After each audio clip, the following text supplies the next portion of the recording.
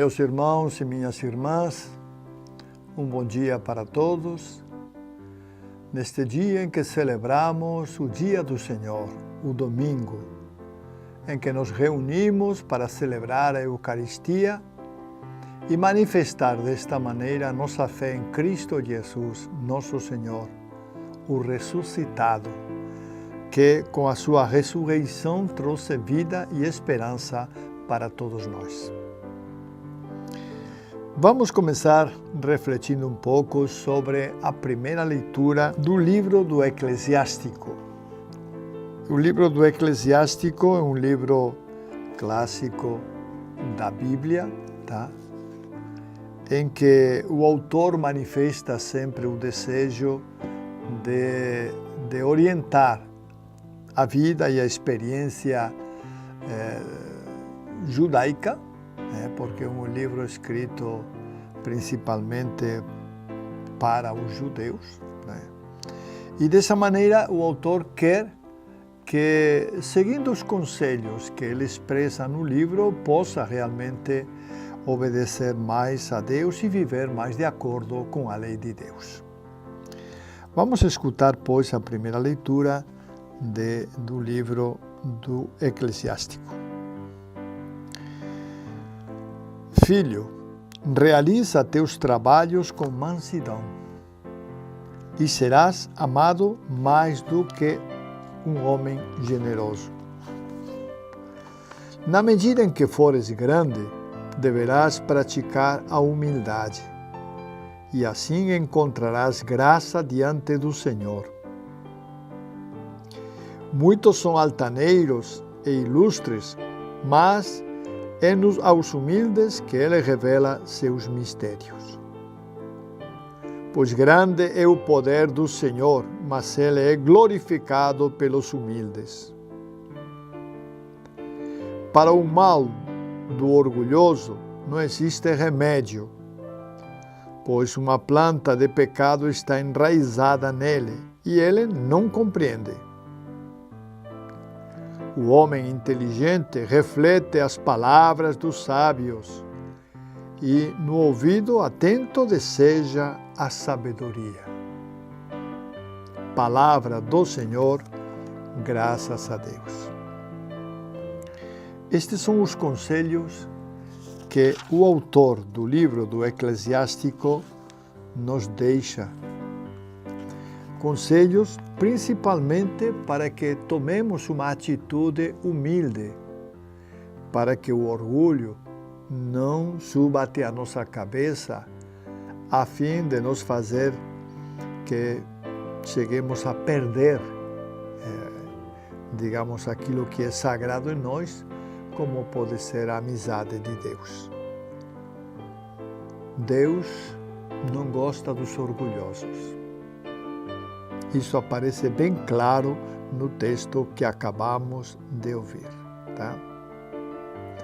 O conselho é que pratiquemos a humildade. Pratiquemos a humildade.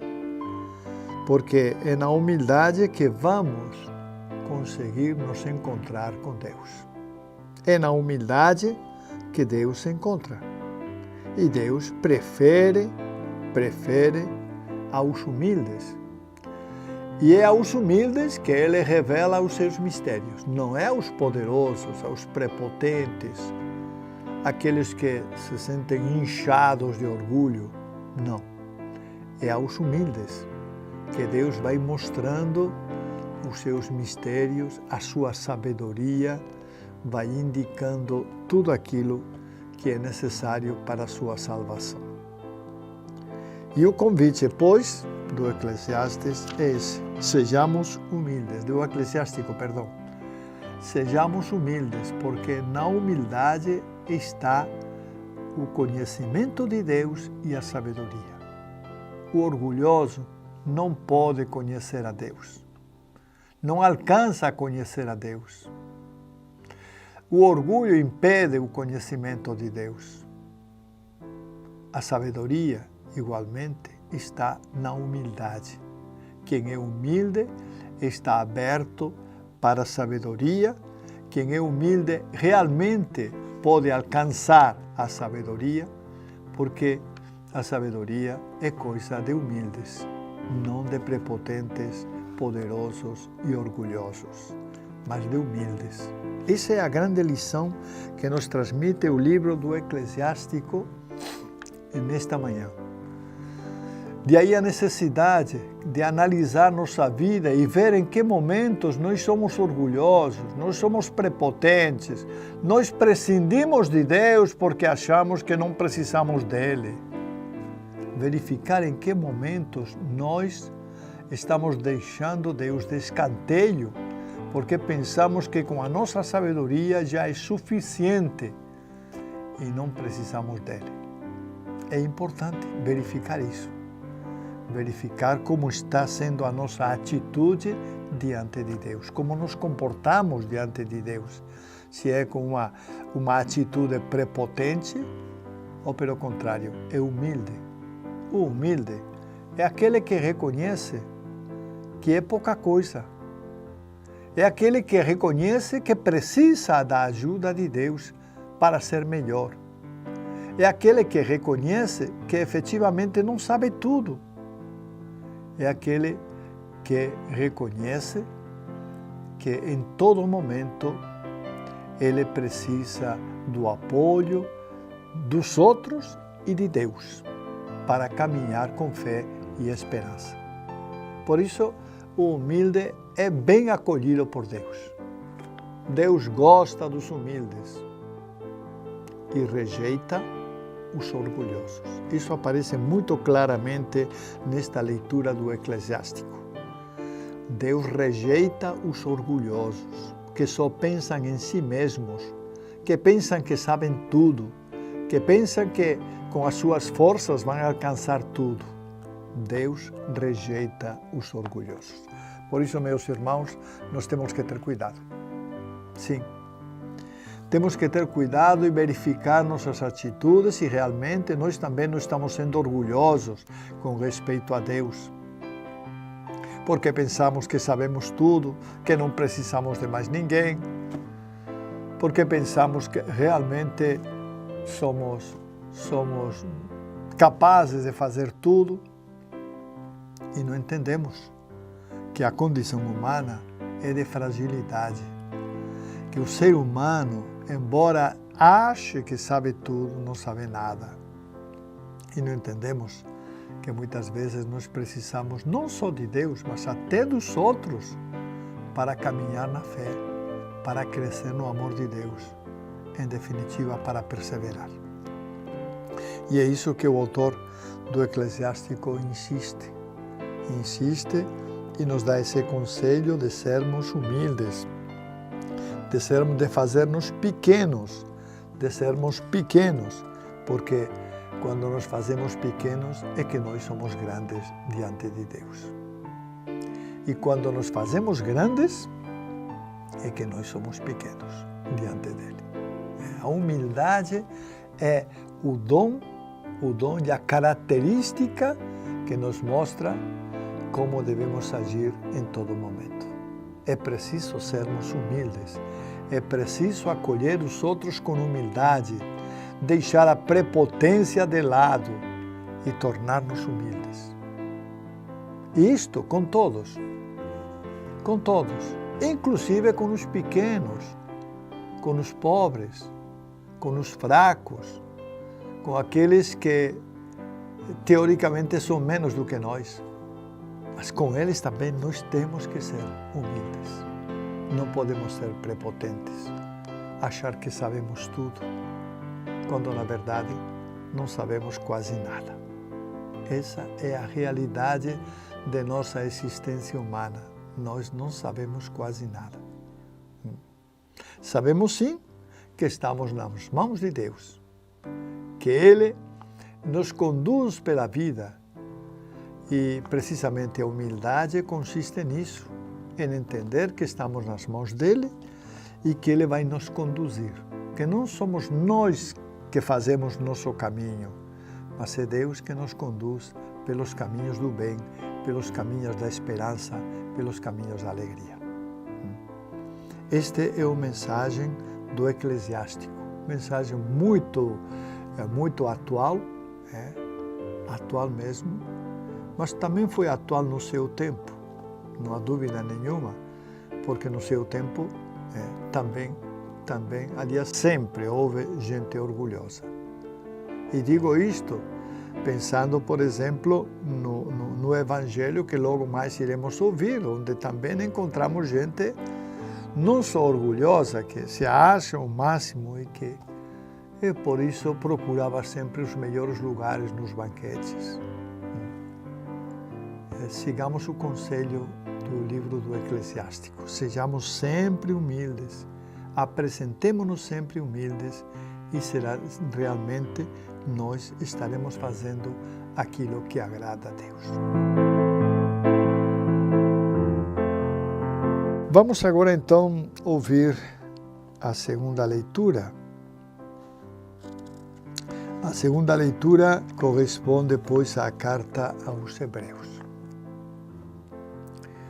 O autor da carta aos Hebreus, que já temos comentado outras vezes, que provavelmente os autores já, inclusive, quando preparam aqueles comentários sobre a carta, sobre as cartas paulinas, eles deixam de lado a carta dos Hebreus porque têm consciência pela linguagem, pelo estilo, que aquela carta não é de São Paulo, não foi ele que escreveu e por isso a deixam de lado.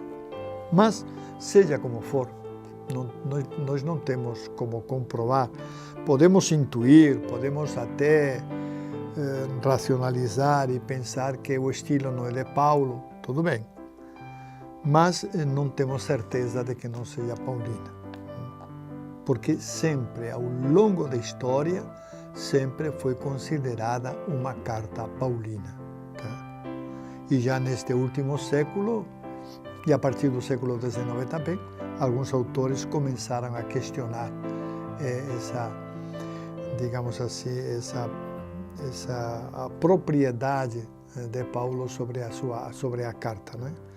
E hoje quase unânime se reconhece que a carta realmente não é de Paulo. Foi outro escritor que escreveu e escreveu em nome de Paulo. Em nome de Paulo. Isso era muito frequente na antiguidade. Na antiguidade, alguns escritos aparecem em nome de gente que era famosa. Paulo era famoso, porque já tinha escrito várias cartas. Aparece então com o nome de outras pessoas famosas para dar peso ao documento que está se apresentando. E então, nesse sentido, provavelmente a carta de Paulo, a carta foi atribuída a São Paulo, mas ela provavelmente não é de São Paulo. Seja como for, para nós o que interessa é o conteúdo desta carta. Ela é uma carta que, embora fale de outros temas diferentes daqueles que Paulo está acostumado a falar nas comunidades, fala também de coisas interessantes. Vamos escutar então esta carta, que é muito breve, muito breve. Leitura da carta aos Hebreus. Irmãos, vós vos aproximastes de uma realidade palpável, fogo ardente e escuridão, trevas e tempestade. Som de trombeta e voz poderosa que os ouvintes suplicaram não continuasse. Mas vós vos aproximastes do monte Sião e da cidade de Deus vivo, a Jerusalém celeste, da reunião festiva de milhões de anjos, da Assembleia dos primogênitos, cujo nome está inscrito no céu, de Deus, o juiz de todos, dos espíritos dos justos que chegaram à perfeição, de Jesus, mediador da nova aliança. Palavra do Senhor, graças a Deus. Vamos tentar entender bem este breve texto da carta aos Hebreus. Ao parecer, o autor da carta aos Hebreus está fazendo uma comparação entre a libertação do povo hebreu e a sua passagem, a sua caminhada pelo deserto, onde o povo hebreu teve a oportunidade de ver fatos maravilhosos, portentosos do poder de Deus, e compara essa passagem do Antigo Testamento com a realidade, a nova realidade que os discípulos de Cristo Jesus estão experimentando na sua vida. Uma realidade de privilegiados, porque não só experimentaram o trovão, o fogo, a escuridão, as trevas, a tempestade, mas também experimentaram o Espírito Santo dentro dos seus corações. E esta é a mensagem da carta aos Hebreus, que embora no Antigo Testamento os fatos foram esplendorosos e triunfantes, no Novo Testamento, no silêncio do coração, Deus vai realizando também a sua obra, no silêncio do coração. E essa é a característica. No Antigo Testamento foi eu diria assim, com um forte aparato de trovões e de coisas extraordinárias. No Novo Testamento, o extraordinário acontece dentro de cada um, no silêncio. E o mesmo Deus do Antigo Testamento, que está presente na caminhada do povo hebreu, também está presente no interior de cada coração, de cada ser humano que professa a fé em Cristo Jesus. Portanto, o Deus, que é o juiz de todos, Deus acolhe estes cristãos que experimentam o Espírito Santo para levá-los à perfeição e construir com eles uma nova aliança. Aqui fala da nova aliança. A antiga aliança foi a aliança que Moisés, o mediador de Deus, construiu com o seu povo. Uma aliança que muitas vezes foi quebrada porque o povo não foi fiel. Aqui, entretanto, está falando de uma nova aliança na qual os seres humanos, aqueles que conhecem Jesus, que conheceram Jesus, serão fiéis a Deus. E chegarão desta maneira à perfeição. Este é o conteúdo, pois, e o sentido desta carta, deste texto breve da carta aos Hebreus, no capítulo 12.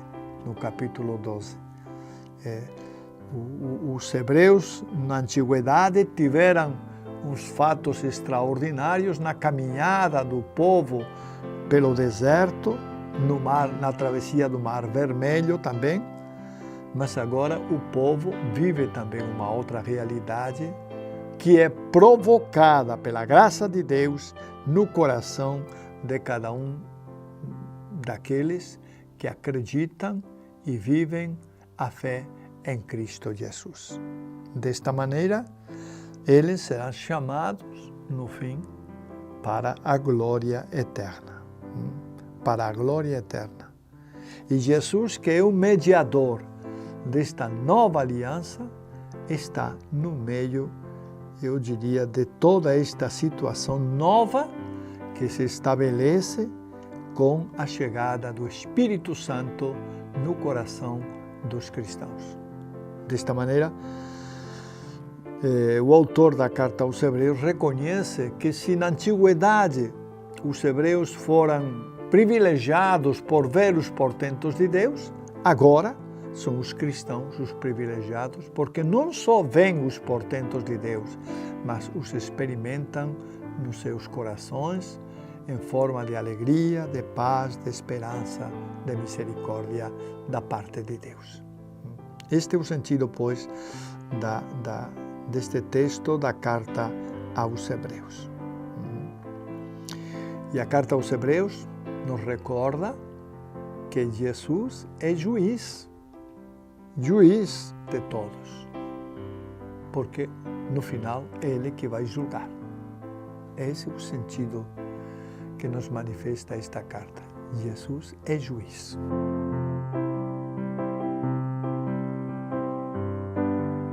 Vamos passar então agora ao Evangelho. O Evangelho que é de Lucas. O Evangelho de Lucas. Vamos escutar, pois, com atenção. Se trata de um texto do capítulo 14 de Lucas, 14. Proclamação do Evangelho de Jesus Cristo segundo Lucas. Glória a vós, Senhor. Aconteceu que num dia de sábado, Jesus foi comer na casa de um dos chefes dos fariseus. E eles o observavam. Jesus notou como os convidados escolhiam os primeiros lugares. Então, contou-lhes uma parábola. Quando tu fores convidado para uma festa de casamento, não ocupes o primeiro lugar. Pode ser que tenha sido convidado alguém mais importante do que tu, e o dono da casa que convidou os dois venha te dizer: dá o lugar a ele. Então, tu ficarás envergonhado e irás ocupar o último lugar. Mas quando tu fores convidado, vai sentar-te no último lugar. Assim, quando chegar, quem te convidou te dirá: amigo, vem mais para cima. E isto vai ser uma honra para ti diante de todos os convidados. Porque quem se eleva será humilhado, e quem se humilha será elevado. E disse também a quem o tinha convidado: quando tu deres um almoço ou um jantar, não convides teus amigos, nem teus irmãos, nem teus parentes, nem teus vizinhos ricos, pois estes poderiam também convidar-te, e isto já seria a tua recompensa. Pelo contrário, quando deres uma festa, convida os pobres, os aleijados, os coxos, os cegos. Então tu serás feliz. Tu serás feliz.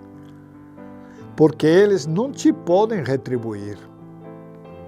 Tu receberás a recompensa na ressurreição dos justos.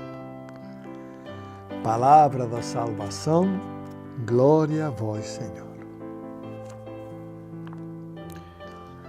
O texto do Evangelho de Lucas, neste capítulo 14, nos mostra a participação de Jesus numa festa. Numa festa. Jesus, num dia de sábado, fora convidado por um dos chefes dos fariseus para comer na sua casa. E, curiosamente, Jesus não disse não. Disse não, vou.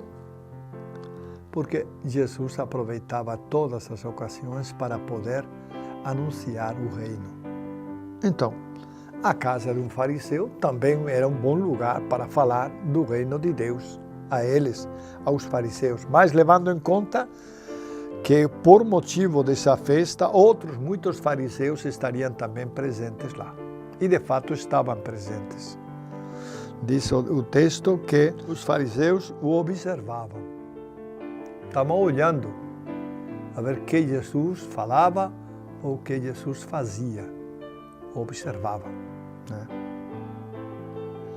Jesus notou que alguns procuravam escolher os melhores lugares, ou melhor, os lugares primeiros. queriam se sentar logo no início da mesa.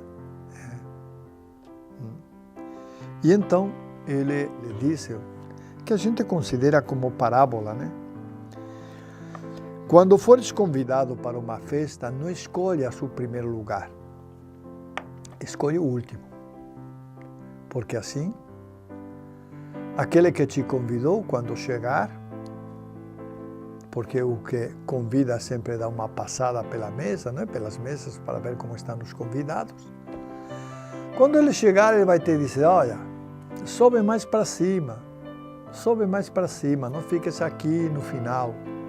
Sobe mais para cima e senta-te mais lá na frente. Os lugares da frente são lugares de prestígio. E quando assim fizer, você vai se sentir prestigiado diante de todos. Todos vão saber, todos vão tomar consciência, vão conhecer que tu foste chamado pelo dono da festa para sentar no lugar de maior distinção, mais próximo da cabeceira, digamos assim, não é? E Jesus diz por quê? Olha, por que você não deve sentar no início da mesa? Porque pode ser que chegue outra pessoa mais importante que você.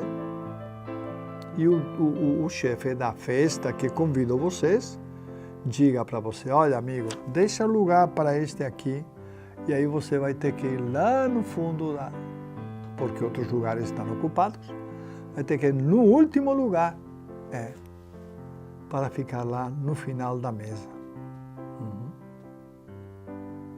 A lógica de Jesus é bem clara, Só que ele tem outro pensamento. Ele não pensa só nessa lógica de que aquela pessoa que foi enviada para o fim da mesa vai passar vergonha ou coisa. Ele está pensando na lógica da humildade, de não ser prepotentes, de não ser orgulhosos, de não querer saber tudo, de não querer os primeiros lugares. Em definitiva, de ser uma pessoa humilde. E é nisso que se caracteriza uma pessoa humilde, uma pessoa que não busca aparecer, não busca os primeiros lugares, não busca tirar vantagem sempre, não busca, em definitiva, mostrar-se diante dos outros. Uma pessoa humilde, uma pessoa que não busca nada disso, que sabe o seu potencial, mas não busca querer mostrar-se diante dos outros como aquele que sabe, como aquele que, em definitiva, tem poder ou coisa parecida.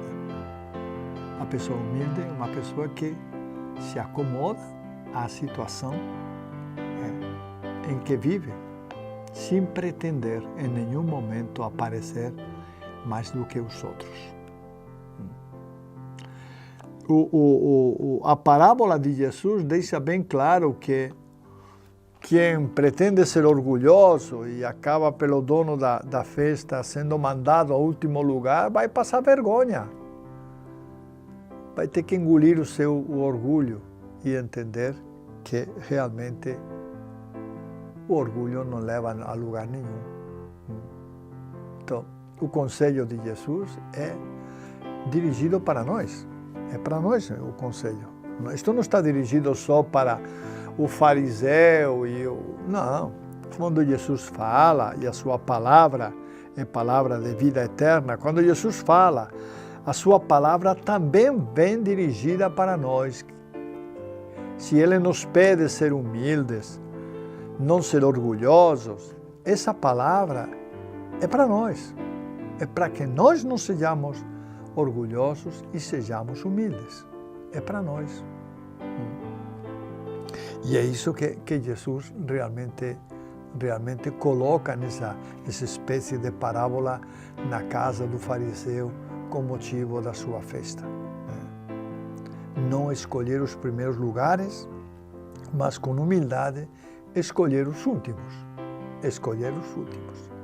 Que aí, no final das contas, Quando o dono chegar, vai nos mandar colocar mais para frente, e aí isso será motivo de orgulho para nós, o fato de que o dono tenha nos colocado numa situação melhor.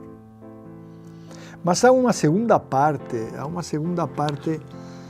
que é interessante também, como Jesus pensa, como Jesus pensa. E ele disse, quando você der uma festa, não convide os seus vizinhos que são ricos, poderosos, não convide os seus parentes que têm muitas terras e dinheiro, não convidem, em definitiva, aqueles que podem retribuir você com uma outra festa, porque aí você já estaria pago. Se você dá uma festa e depois um daqueles te devolve outra festa, você já está pago. Jesus disse, não, quando você der uma festa, convida aqueles que são excluídos da sociedade. E aqui faz a lista de pobres, aleijados, coxos e cegos. Pobres, aleijados, coxos e cegos. Gente que humanamente tem deficiências, tá? E que não podem retribuir você com um outro banquete, porque eles não têm como, porque eles são pobres. E eu diria que o pobre já é pobre de por si, mas o aleijado, o coxo e o cego também são pobres, Então Jesus percebe que o melhor seria convidar este tipo de pessoas e aconselha, quando montares uma festa, convida este tipo de pessoas, né? Convida os cegos, os pobres, os aleijados, os coxos, convida porque eles não vão poder te retribuir. E nesse caso, você será retribuído por Deus. Essa é a verdade. Vejam como a lógica de Cristo Jesus é uma lógica que leva sempre ao bem da alma. Convidando uma pessoa que tem necessidade, nós vamos fazer um bem. E esse bem vai depois voltar sobre nós.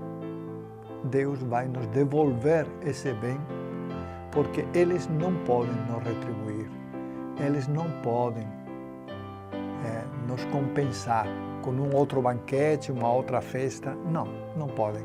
Eles não têm como. Mas Deus tem.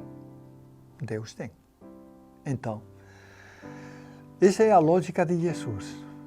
Fazer as coisas não para buscar uma recompensa humana, mas para buscar a recompensa do céu.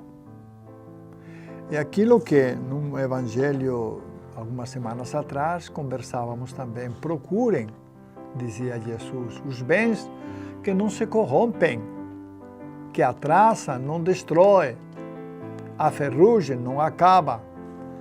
Procurem os bens que realmente têm valor diante de Deus. Façam o bem aos poucos, aos pequenos. Façam o bem a todos. Isso é um tesouro que nós teremos no céu. O tema é mais ou menos o mesmo, né? Trata-se de acumular e de aumentar o nosso tesouro no céu diante de Deus, e não nossos tesouros aqui na terra. Por isso é importante que, quando convidarmos alguém, o façamos sabendo que ele não pode nos retribuir e que é o próprio Deus que vai retribuir tudo aquilo que nós fizermos por essa pessoa. Essa é a verdade.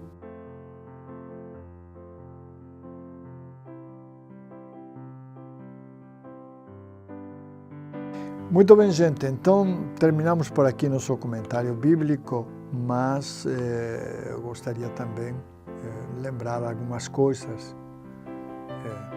Em primeiro lugar, eu queria falar sobre a festa de Santo Agostinho. Hoje, dia 28 de agosto, a igreja celebra a festa de Santo Agostinho. Santo Agostinho é um santo do século, a cavalo entre o século III e o século IV, mas do século IV que do III. Um grande autor de obras espirituais e obras teológicas. Escreveu muito. E é um homem que, apesar de sua santidade, apesar de ser bispo, apesar de, digamos assim, de tudo aquilo que poderia levá-lo ao orgulho, ele sempre se considerou um homem pequeno, tá? Um homem que precisava aprender cada vez mais de Deus. Por isso, ele foi crescendo no amor de Deus, na oração, no sacrifício, tá? para realmente alcançar a sabedoria. Ele buscava a sabedoria, mas ele sabia que o caminho da sabedoria não estava simplesmente numa reflexão teológica. Era necessário também que junto à reflexão teológica, houvesse também, por parte dele, uma atitude de oração. Por isso, ele une o que seria a reflexão teológica e o que seria a oração para aprofundar cada vez mais no mistério de Deus. Ele escreveu uma obra famosa chamada De Trinitate, a Trindade. Essa obra que é famosa, né? Nela mostra, ou tenta mostrar, porque a Trindade é um mistério, né? E ele tenta mostrar qual é a realidade da Trindade, né? E onde está a grandeza da Trindade. É uma obra muito famosa. Mas ele escreveu também outras muitas obras ao longo de sua vida e foi um homem realmente um santo, um homem de profundo conhecimento e um santo de verdade. Mas eu queria comentar também que Agostinho nem sempre foi santo. Especialmente na sua juventude, a sua mãe, Mônica, chamava-se Mônica, estava muito preocupada porque Agostinho tinha se desviado das verdades da fé, gostava muito dos jogos romanos. Estamos no tempo dos romanos, no Império Romano, gostava muito dos jogos romanos e não acabava digamos assim, andava perambulando na filosofia, mas não acabava de entrar na fé cristã. A sua mãe, Mônica, foi ter com Santo Ambrósio, em Milão, e Ambrósio lhe respondeu assim: não chora, mulher, é impossível que um filho de tantas lágrimas se perca. E, efetivamente, Agostinho, anos mais tarde, tornou-se cristão, se fez batizar e começou toda a sua reflexão teológica, que hoje é de uma grande riqueza de pensamento da fé cristã em nossa vida, né? Santo Agostinho inspirou algumas ordens religiosas, entre elas a Ordem dos Agostinianos Recoletos, da qual eu faço parte. Eu sou agostiniano recoleto, da Ordem dos Agostinianos Recoletos, e Agostinho na verdade, não fundou, mas inspirou esta ordem, né? E graças a esta ordem, o nome de Agostinho tem se divulgado por muitos lugares e tem chegado a muitos espaços. Mas o que eu queria salientar era isso, é que Mônica, que era cristã, conseguiu que o seu filho também fosse cristão. Foi duro para ela, foram muitas lágrimas, mas conseguiu. E tem mais, poucos anos antes do seu marido chamado Patrício Aurélio, poucos anos antes do seu marido falecer, também o seu marido foi batizado, ele se converteu ao cristianismo. Quer dizer, uma mulher simples, porque não tinha grandes conhecimentos, Mônica, uma mulher simples, conseguiu com seu exemplo, converter o seu marido e o seu filho. Isso é um grande exemplo para muitas mulheres, para que entendam que a mulher tem um grande poder, especialmente aquelas mulheres que acreditam em Cristo Jesus, o poder de transmitir a fé. Pode demorar. No caso do marido, o marido se converteu já quase pouco tempo antes da morte. O filho não, o filho foi antes. Agostinho foi antes. Mas o marido foi quase nas vésperas da morte. Mas ela conseguiu que o seu marido se convertesse, fosse batizado e entrasse a formar dentro do grupo dos cristãos. Como conseguiu também com o seu filho, embora muito antes, também conseguiu que o seu filho realmente acordasse para Cristo Jesus e fosse também cristão. Tá? Uma mulher que deu exemplo de dedicação e entrega. Foram muitas lágrimas, mas no final conseguiu. Esta é Mônica, uma mulher admirável, muito. Agostinho achava que a sua mãe não tinha grandes conhecimentos, e não sabia de teologia, essas coisas. Tá? Mas era uma mulher muito prática, sabia o que era importante.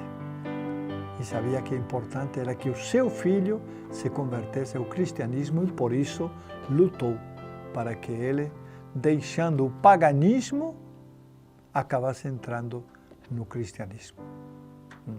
Fruto de muitas orações e de muitas lágrimas. Hoje, trocando de assunto, né? Hoje é o dia, celebramos o dia do leigo e também do catequista, que normalmente os catequistas são leigos, né? São leigos. E queremos também, nem que seja só uma pequena lembrança, né? Mas dizer que os leigos são importantes na igreja. Às vezes pensamos que leigo não tem importância. Tem sim. Como que não tem importância na igreja? E o catequista, ainda mais. O catequista é aquele que vai formando nossas crianças, que vai ensinando a fé a nossas crianças, como Mônica fazia com Agostinho. É muito importante, a sua missão é muito importante. Então, no dia dos leigos e dos catequistas e das catequistas, nós queremos então pedir a Deus também que ilumine nossos leigos e catequistas, a fim de que juntos todos, com o clero, com os diáconos, enfim, com todos, realmente caminhemos na direção de Deus. Isso é o importante e o definitivo. Queria também lembrar que o Papa divulgou nesta semana o lema da viagem que ele vai realizar a Cazaquistão. Cazaquistão é um país lá da Ásia, né? E o lema que ele vai levar é Mensageiros de Paz e de Unidade. Tá? Mensageiros de Paz e de Unidade. Em definitiva, ele quer ser um mensageiro da paz e da unidade Recordo para vocês que na Ucrânia, não muito longe de Cazaquistão, estão em guerra, estão se matando. Bombas caem a toda hora e mortos também acontecem a toda hora. É a realidade que está vivendo a Ucrânia, uma realidade provocada por Rússia, que é o agressor é Rússia, tá? Liderado pelo seu chefe Putin, que está levando o país à destruição, está levando o país à ruína, porque não cessaram, já levamos quase 6 meses, e não cessaram de cair as bombas sobre aquele país, matando muita gente, morreu muita gente, tá? Mataram muitas pessoas, e essa é a realidade dura. Então o Papa vai a esse país, Cazaquistão, que não fica muito longe lá da Ucrânia, tá? E vai vai participar de uma conferência lá, um encontro interreligioso na cidade de Nur-Sultan, no Cazaquistão, e lá terá a oportunidade também de colocar a mensagem cristã, porque a maior parte dos habitantes de Cazaquistão são muçulmanos. Tá? Vai ter a oportunidade também de falar da paz e de falar da fé em Cristo Jesus. Lembro também que nesta semana, neste dia, melhor dito, está acontecendo, ou vai acontecer, o Sírio de Ipixuna. Ipixuna é uma das nossas cidades, uma das nossas paróquias. O Sírio estará precedido por uma romaria, uma concentração com Nossa Senhora, e terá a missa também, e a celebração, que será presidida pelo padre Fernando Dutra, que é o pároco de lá. Então, vai ser uma festa bonita em Ipixuna, se Deus quiser, uma cidade boa. Para concluir, eu queria também lembrar que é importante que estas nossas reflexões sejam também comunicadas a outras pessoas. Quem tiver oportunidade de passar a nossa reflexão sobre a palavra de Deus para outras pessoas seria importante. Vocês sabem que é pela palavra que se transmite a fé. Então, não é ficando calados que não vamos transmitir a fé, nós precisamos transmitir a fé falando. Por isso, se alguém tiver a oportunidade de passar estas nossas falas para outras pessoas, para que outras pessoas possam ter conhecimento, seria muito bom, porque é assim que se espalha a fé em Cristo Jesus. Terminamos por aqui, desejo para todos um bom dia, um bom domingo, e que Deus, na sua misericórdia, a todos nos acompanhe. Em nome do Pai, do Filho e do Espírito Santo. Amém.